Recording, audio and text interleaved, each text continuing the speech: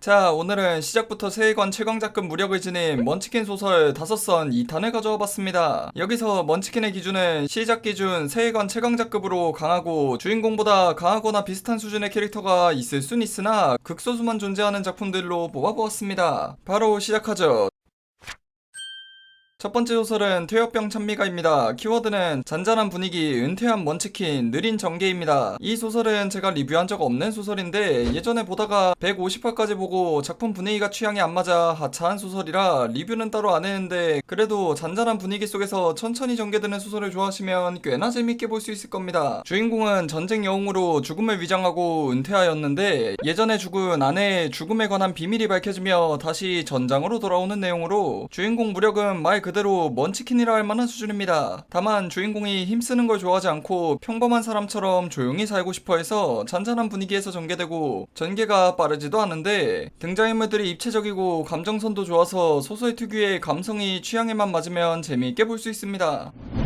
두 번째 소설은 용사의 옆집에 산다는 것입니다. 키워드는 소환사물, 자존감 낮은 주인공, 자기 혐오입니다. 어릴 때 천재라 불리다 용사의 파티원으로 선정되어 마왕을 잡으러 떠나고 마왕을 잡는 데 성공한 이후의 스토리로 주인공 주변 용사 파티원들이 말도 안 되는 먼치킨이라 자존감이 떨어져 자기는 약하다 생각하는 소설로 주인공이 자존감이 매우 낮고 자기 혐오에 빠져있는 소설입니다. 그런데 그 이유가 주인공을 제외한 나머지 용사 파티원들은 무력이 말도 안 되게 강하고 성격은 비현실적으로 착한 이상주의자로 말 그대로 용사라 할 만한 인물들입니다. 100명의 사람을 살리기 위해 한 명을 포기해야 하는 상황에서 가진 무력이 너무 강해 101명 다 살리는 놈들이죠. 하지만 주인공은 굉장히 강하지만 사기적으로 강하지는 못해 한 명을 포기하는 인물입니다. 그렇다 보니 주변 동료들과 자신의 비교에 자기 혐오에 빠지고 자존감이 낮죠. 이런 주인공의 설정과 감정 묘사가 동화 같은 용사들보다 현실적인 주인공이 더 우리의 마음에 와닿죠. 그러면서 소설에서 그 우울하고 어두운 감정 묘사를 정말 잘해서 주인공 설정만 취향에 맞으면 재미있게 볼 수 있습니다. 주인공이 소환사인데 주인공이 소환하는 것들이 일반적인 소설에서 나오는 게 아니라 약간 크툴루 신화적인 기괴한 느낌이 있어서 소환수들 묘사도 참 좋습니다. 소설이 분위기만 어두울 뿐 전개가 피폐한 건 아니라 어두운 거 못 보시는 분들도 작품 특유의 분위기만 취향에 맞으면 재미있게 볼 수 있습니다.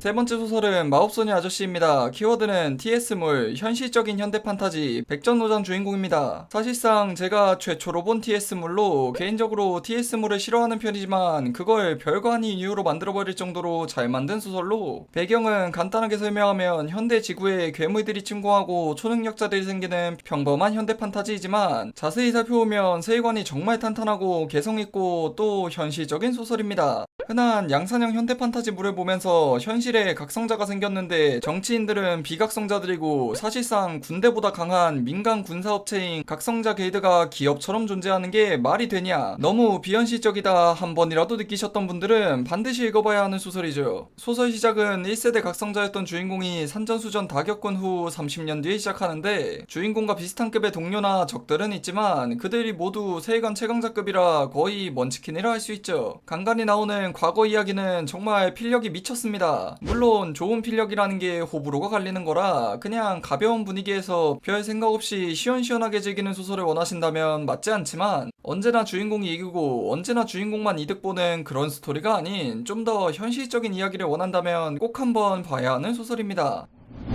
네 번째 소설은 사상치강의 오빠입니다. 키워드는 망가진 주인공, 먼치킨 귀한물, 왔다갔다 하는 분위기입니다. 제목은 뭐 저딴 소설이 다 있냐 싶은 소설인데 정작 내용은 굉장히 어두운 소설로 주인공은 이 세계에 끌려갔다 수많은 일들을 겪고 정신이 망가진 채 돌아오고 현대 판타지가 된 지구에서 하나 남은 가족인 여동생을 살리는데 집착하는데 여동생이 나오는 현대 판타지 파트와 주인공이 나오는 다크 판타지 파트가 분위기가 너무 달라 당황스러운 소설입니다. 현대 판타지가 된 지구에서 머지않아 종말이 찾아오고 그 상황에서 여동생이 살아남기 위해 주인공이 단련시키는데 여동생만 나오면 소설이 양판소가 됩니다. 등장인물들 지능, 세계관, 스토리 전개에 다 뻔한 양판소 같죠. 그런데 주인공 혼자 행동하는 파트가 나오면 소설이 180도 변해버립니다. 순식간에 다크 판타지가 되어서 등장인물들 지능도 높아지고 숨겨진 세계관이 천천히 밝혀지는데 그 세계관도 굉장히 탄탄하고 주인공의 망가진 정신상태 묘사도 좋죠. 전투씬도 먼치킨답게 화려해서 다크 판타지 좋아하시는 분들은 꼭 한번 봐볼만 합니다.